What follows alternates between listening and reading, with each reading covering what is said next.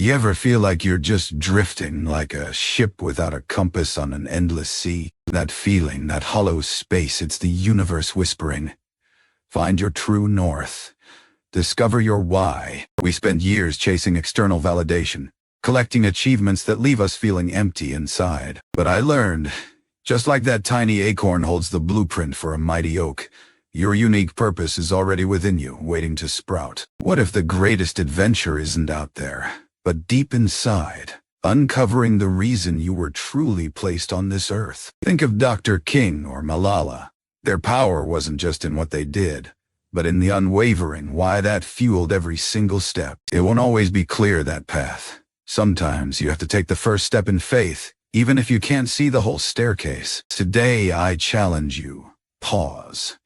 Silence the noise, and ask yourself what truly sets my soul on fire. Because when you live aligned with your purpose, you don't just transform your own life.